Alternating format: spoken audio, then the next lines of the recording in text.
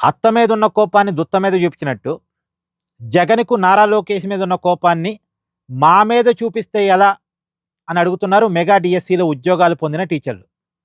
Valid question.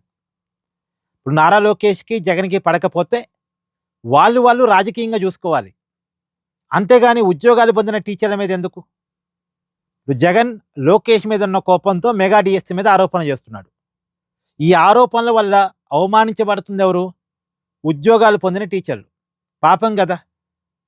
వాళ్ళు YCP ప్రభుత్వమా, కూటమి ప్రభుత్వమా పక్కన పెడితే ప్రభుత్వం మెగా డీఎస్సీని ప్రకటించింది.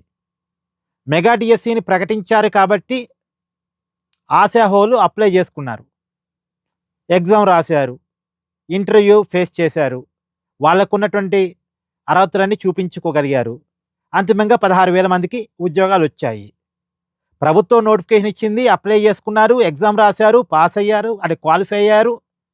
ఇంటర్వ్యూ ఫేస్ చేశారు. ఉద్యోగం తెచ్చుకున్నారు.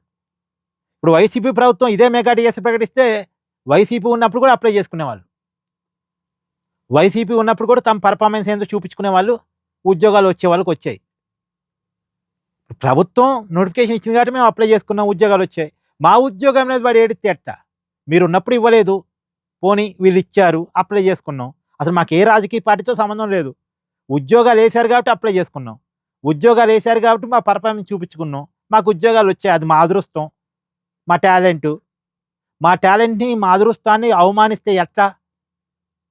అనేది ఆ టీచర్లు అడుగుతున్నటువంటి వాలిడ్ క్వెషన్. అంతే కదా! జగన్ ఉన్నప్పుడు ఇవ్వలేదు. ఒక్క టీచర్ పోస్ట్ నింపలేదు. ఇప్పుడు లోకేష్ గారు నింపారు. లోకేష్ గారు నింపారు కాబట్టి మమ్మల్ని తప్పంటే ఎట్టా?